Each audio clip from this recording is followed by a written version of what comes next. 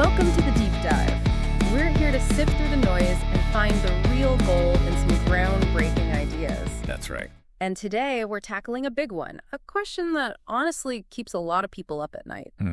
Why do so many small businesses just flame out? And maybe more importantly, what's the unconventional path to building one that actually works? One that works for you, not the other way around. Exactly. We're diving deep into Michael E. Gerber's classic, The E-Myth Revisited. A book that really shook things up for a lot of business owners. Definitely.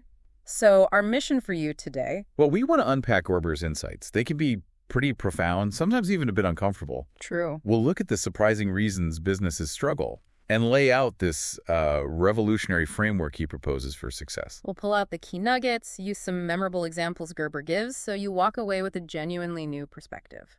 Maybe on business, maybe even, well, on life. Sounds good. Okay, so let's get into it, because Gerber, he doesn't pull any punches, does he? He starts with this core idea, the E-myth, the entrepreneurial myth. Right. And it's this fundamental misunderstanding. We have this image, don't we? Small businesses started by, savvy entrepreneurs risking capital, aiming purely for profit. The classic story. But Gerber says, nope, that's usually not how it happens. Most of the time, they're started by people he calls technicians. Technicians. Okay, what does that mean exactly? A technician is someone who's really, really good at the technical work of a business. Think of a fantastic baker. Right. Or a hairdresser who just works magic. Oh, great. A great carpenter. Someone skilled in the craft. Precisely. Yeah. They're doing the work, often for someone else. They're good at it, maybe getting a bit fed up. And then bang. They get hit by what Gerber calls an entrepreneurial seizure. An entrepreneurial seizure. I love that phrase. It's so vivid, isn't it? It really is. It captures that moment perfectly. You're great at your job. Maybe your boss is driving you nuts. And you think, hey, why am I making them rich? I know this stuff inside out. If it wasn't for me... They wouldn't even have a business. Right. Any dummy can run a business. I'm working for one. Right. And poof, you're convinced you have to start your own thing. And that seizure leads directly to what Gerber calls the fatal assumption. Okay, the fatal assumption, what is it? It's the belief that, well, if you understand the technical work of a business, you understand a business that does that technical work. Ah, so knowing how to bake pies means you know how to run a pie business. Exactly. And Gerber flat out says that is fundamentally not true. It's the number one reason, he argues, why most small businesses fail. Wow. So doing the work and running a business, doing the work, completely different things. Totally different skill sets, apples and oranges. So the very thing people think qualifies them is actually the biggest pitfall. That's counterintuitive. Really is. And the stats he uses, they're pretty brutal, aren't they? Oh, yeah. They really drive the point home. He cites figures like 40% of small businesses failing in the first year alone. 40% gone. And then, within 5 years, over 80% have failed. 80%. That's incredible. But here's the real kicker, as you said. Huh? Of the ones that somehow make it to 5 years, more than 80% of those fail in the next 5 years. Oh, my goodness. It's like a ticking clock. It paints a really grim picture if you're stuck in that fatal assumption. Definitely a wake-up call. And to make it really relatable, Gerber tells the story of Sarah. Right. Sarah and her pies. Exactly. She was a skilled baker, loved making pies, truly passionate about it. So she starts all about pies, dreamed of freedom, joy. The classic dream. But almost immediately, she's just drowning. Not in dough, but in everything else. Marketing, inventory, hiring, firing, finances, all the stuff around the baking. All the business stuff. Yeah, and she ends up hating baking, feeling totally trapped, enslaved by the thing that was supposed to set her free. She was a technician caught in that seizure. Perfectly put. And it was just crushing her spirit. Her story hits home for so many, I imagine. Makes you think about that initial trap, which leads perfectly into Gerber's next big idea. These three personalities warring inside every business owner. Yes, the 3-in-1. He says everyone who starts a business is actually three people in one. You've got the entrepreneur, the manager, and the technician. And the core problem, they all want to be the boss. But none of them wants to have a boss. Exactly. So you get this constant internal conflict. It's exhausting. He uses that analogy, right? The fat guy and the skinny guy. Yeah, it's a great one. You decide to go on a diet that's your inner skinny guy, all discipline and resolve. Right. Salads and jogging. Then the fat guy wakes up craving pizza and naps, completely sabotaging the plan. I know that feeling. We think I'm making the decision, But it's really we, these different parts of us, pulling in opposite directions. So my inner entrepreneur is chasing shiny objects. While the manager's trying to tidy up the mess. And the technician is just grumbling, can we please just finish this task? No wonder it feels like a battle sometimes. That's the internal conflict in a nutshell. Okay, let's define them. The entrepreneur. The visionary. The innovator. The grand strategist. Always living in the future, asking, what if? Creates possibilities. Dreams big. But maybe creates a bit of chaos along the way. Oh, definitely. Needs control to focus on the dream, but stirs things up. Then the manager? The manager is the pragmatist. The organizer. Lives in the past, in a way. Cleans up the entrepreneur's messes, establishes order, predictability, systems. Well, the entrepreneur dreams, the manager frets. Frets is a good word. Tries to keep things stable, on track. And finally, the technician, the doer. The doer, the tinkerer. Motto, if you want it done right, do it yourself. Lives totally in the present. Loves the work itself. Gets things done. Absolutely. But maybe mistrusts big ideas or people trying to systemize their craft. Just wants to focus on the task at hand, ruminates on the work. Okay, so 3 distinct personalities. What's the usual mix? And here's the crux of the problem, according to Gerber. The typical small business owner, maybe 10% entrepreneur. Only 10%? Yeah, maybe 20% manager. Okay. And a whopping 70% technician. 70%? That massive imbalance with the technician running the show creates this constant internal war. It stifles growth, leads to burnout and frustration. So the solution is balance. Balance is key. And recognizing that the entrepreneurial work isn't actually doing the technical stuff. It's about wondering, imagining, dreaming about the business as a separate thing. A system. Something that can work without you being hands-on all the time. Exactly. This internal struggle directly impacts how the business evolves, right? Gerber talks about the business life cycle. He does. It starts, predictably, with infancy, the technician's phase. This is where the owner is the business. Totally. Working insane hours, 10, 12, 20 hours a day sometimes. Juggling everything. And customers love them. They come for that personal touch, for Sarah's specific pies. Right. But that pace, it's unsustainable. Eventually, the owner gets swamped. Quality might dip.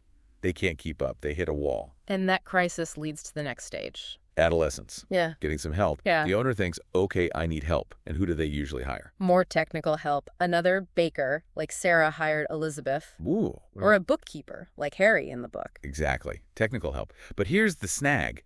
The owner, being mostly technician, isn't really a manager.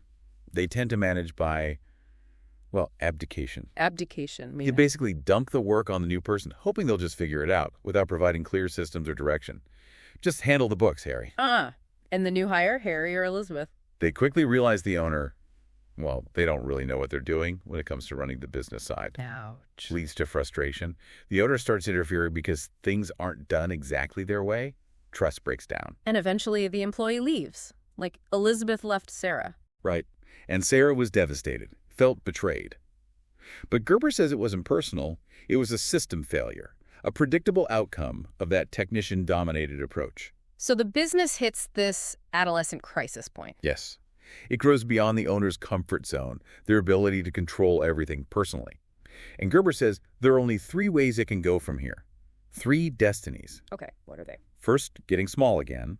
The owner panics, shrinks the business back down to what they can handle alone. Back into the comfort zone. Exactly. The business becomes just a job again, not a growing entity.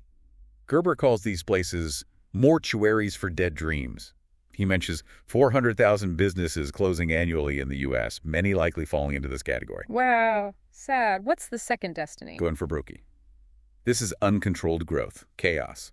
Especially common in high tech, he notes. It just spirals out of control and implodes, like Russian roulette. Fast growth, faster crash. Pretty much. And the third path, What's that? adolescent survival. This might be the most tragic. The owner just hangs on, fights the same fires every single day, year after year, consumed by the business, totally burnt out until they just explode. Just stuck in that loop. Exactly. Like Sarah, when Elizabeth left, she was immediately pulled back into doing everything herself. Trapped. Paralyzed by the thought of hiring again and failing again. It really does feel like an inescapable cycle for so many. Which is why Gerber hammers home the need for a plan. Any plan, he says, is better than no plan. You have to write down your vision. If you don't articulate it, you don't know it. Otherwise, you're just reacting, right? Not building intentionally. Precisely. So what's the way out? This leads us to his big idea, the turnkey revolution. Yes, the entrepreneurial model. This is the game changer. The core idea is simple but profound. A great business isn't just about its product or service. It's about seeing the business itself as the product. The business is the product. Explain that. It means you're building a system designed to produce predictable results for the customer, which consistently generates profits, like a well-oiled machine. So instead of just being Sarah the pie baker, she needs to build the all-about-pies machine that makes and sells pies consistently. Exactly. And the prime example he uses is McDonald's. McDonald's, okay. Ray Krocker's genius wasn't the hamburger itself. It was the McDonald's system. He knew that to scale reliably, the business had to be predictable because individual franchisees, well, they wouldn't be. He needed a foolproof system anyone could run. That's the heart of the franchise prototype concept. Think of your business as a prototype, an incubator for testing ideas. Yeah. The only question that matters is, does it work? Systematically, predictably. And the mindset shift here is huge. The system runs the business. The people run the system. That's it. Hamburger University doesn't just teach burger flipping. It teaches how to run the system that produces consistent burgers time after time. Which brings us to that famous phrase, work on your business, not just in it. The absolute key. Your business should serve your life, not consume it. Gerber pushes you. Imagine your business is the prototype for 5,000 perfect copies. How would you design it then? That forces you to think systemically, doesn't it? About every little detail. Absolutely. You shift from doing to designing. And he gives rules for building this franchise prototype, right? 5 of them. Yes, 5 critical rules. First, provide consistent value. And not just to customers, but employees, suppliers, lenders too. Value that goes beyond their expectations every single time. Okay, consistent, exceptional value. What's rule 2? Design the model so it can be operated by people with the lowest possible skill level. Now that sounds potentially controversial. It can, but it's not about demeaning people. It's about forcing you, the owner, to create systems that are so clear, so effective that anyone can follow them successfully. It removes reliance on finding superstars. It makes the system the star, not the individual. Makes sense. Rule 3. Impeccable order. The business must look orderly.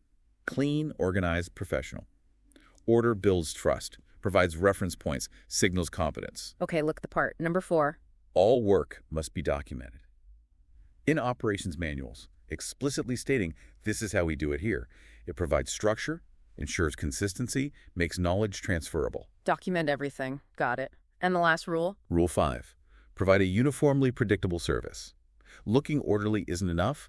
The business must act orderly. Deliver the same quality experience every single time. Like that barber example he gives. Exactly. Great first haircut, inconsistent after that. That creates the burnt child syndrome. The customer feels they can't rely on you and just goes elsewhere. Consistency is trust. So these 5 rules help build that prototype. It all comes back to that core question. How can I get my business to work, but without me? That's the real challenge. It requires a fundamental shift in perspective. From technician to, well, entrepreneur and manager working together through systems. Precisely. Which leads into his practical framework, the business development program. Okay, this isn't just a one-time plan, is it? No, it's dynamic. A continuous process built on 3 core activities: innovation, quantification, and orchestration. Innovation first. What does that involve? It's about doing new things, not just thinking them up. It's focused on how the business operates, how it delivers its promise, not just the product itself. It simplifies, asks, what's the best way? Creates differentiation. Like that simple sales greeting tweak. Have you been in here before? Yeah, that boosted sales 10-16%. Tiny innovation, big impact. Or observing blue suits outsell brown suits. Or the power of a subtle touch in sales. It's about constantly refining the how. Okay, so you innovate. Then what? Then you quantify. You measure the impact. You track everything relevant to how you do business calls, sales per hour, conversion rates, customer traffic. Numbers, numbers, numbers. But meaningful numbers. It's like a health chart for the business. It tells you objectively what's working, what isn't, where to focus your innovative energy. Makes sense. Innovate, measure. And the third part. Orchestration. This is where you lock in what works.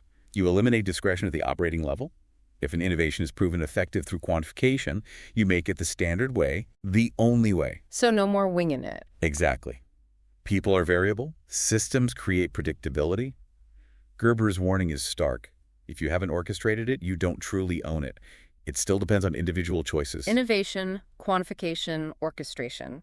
The IQO cycle. The engine of business development. Yeah, how do you apply this? He lays out 7 steps, right? The business development program itself. Yes, the 7 steps to build your franchise prototype, your roadmap, your primary aim.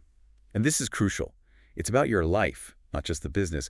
What do you want your life to look like, feel like, day-to-day, long-term, financially, spiritually? So the business serves the life, not the other way around. Absolutely critical. The business is the means to achieve your primary aim. Remember Sarah rediscovering her wild horse spirit. The business became her path to freedom, not just pies. Okay, start with the life vision. Step 2. Your strategic objective. This translates your primary aim into what the business must do for you. It's a clear, measurable vision of the finished business. Meaning? Meaning specific targets. How much revenue, how much profit. And critically, what's its potential sale price? Gerber argues you build a business ultimately to sell it, to realize its value. Like Sarah's goal. 4 shops, $1.08 semi-sales, $270K profit, sell for $1 in 7 years. Very specific. Exactly. It also clarifies if it's an opportunity worth pursuing. Does it solve a real frustration for enough people? And what kind of business am I in? Not the commodity, but the feeling. Like Revlon selling hope, not makeup. Sarah selling caring, not just pies. Right, and it defines who is my customer, both demographics who and psychographics why they buy their deeper motivations, like that IBM Blue Suit example, understanding unconscious drivers. Okay, primary aim, strategic objective. Step 3. Your organizational strategy. This is about organizing around functions and accountabilities, not specific people or personalities. The widget makers example, Jack and Murray. Yes. They moved from just sharing tasks to creating a proper organization chart, to finding every role needed, even if they filled all the boxes initially. And using position contracts. Yes, which are way more than job descriptions. They define required results, tasks, standards, and demand accountability via signature. Crucially, they learn to prototype each role, apply IQO before hiring. Build the system for the role first. Avoids that abdication trap. Smart. Step 4. Your management strategy. It's not about finding great managers. It's about creating a great management system. That system itself becomes a marketing tool, demonstrating competence. The resort hotel example fits here. Right. Perfectly. That incredibly detailed operations manual, the checklists, the orchestration of tiny details, mints, coffee delivery, created an amazing, consistent experience. The manager didn't need hotel experience because the system was the expert. The system makes the ordinary extraordinary, or makes the extraordinary routine. Step 5. Your people strategy. You can't force people to care or perform. You have to create an environment, a game, where doing things well matters to them. A game with clear rules and purpose. Exactly. People want to play a meaningful game. The hotel owner's philosophy attracted players. Gerber talks about rules of the game, like the game comes first, the owner plays it too, constant reminders are needed. And that hierarchy of systems. Right. How we do it here, the best way. How we recruit, hire, train, how we manage, how we change it. It's about creating a culture systemically. Sarah realizing her shop could be a school about caring. Defining the game clearly. Step 6. Your marketing strategy. This integrates everything from attracting leads, lead generation, turning them into customers, lead conversion, to delivering on the promise, client fulfillment. The whole business is marketing. Every touch point reinforces the brand promise, or should. Correct. It's holistic. And finally, step 7. Your system strategy. This is the glue holding it all together. A system is just interacting parts, things, actions, ideas, information. He breaks systems down Into 3 types. Hard systems, inanimate things, tools, like that Lucite collar for the whiteboards. Simple physical solutions. Okay. Soft system. Animate things or ideas. Like a scripted selling process. The PowerPoint selling example with its defined steps makes sales predictable. And information systems. These track the interaction between hard and soft systems. Like measuring conversion rates at each step of that selling process, they provide the feedback needed to manage and improve. Got it. Hard, soft information systems. And the key takeaway, all 7 steps. Primary aim, strategic objective, org strategy, management, people, marketing, systems are totally interdependent. Your prototype is their integration. And any gap in your business is almost always an absence of a necessary system. Wow, that's a lot to unpack, but it provides such a clear, actionable framework. It really does. And what emerges from all this, for you, the listener, is something quite profound. Yeah. Your small business. It can become your dojo. A practice hall. Exactly. A place where you confront yourself, your assumptions, your limitations, where you practice innovation, quantification, orchestration daily. It's a path to self-awareness and growth. So it's really not just about building a successful business in the financial sense. No, it's much bigger than that. It's about personal transformation. It's about creating, as Gerber puts it, more life for yourself, your employees, your customers, everyone the business touches. The business becomes a vehicle for a better life, not the obstacle to it. When designed consciously, yes. It becomes a mirror reflecting who you are and who you're becoming. Okay, so final thought for everyone listening, something to mull over. Think about this. Gerber's entrepreneurial journey isn't a destination. It's this ongoing process of discovery. It demands that you constantly dare to pull back the curtain of your own comfort zone, your limiting beliefs. Like Sarah needing to find that wild, free spirit beyond just the pies. Precisely. It's not about playing it safe or fearing loss. It's about having the courage to be open, to learn, to adapt, to grow, to really embrace the uncertainty and potential of it all and become truly alive in the process.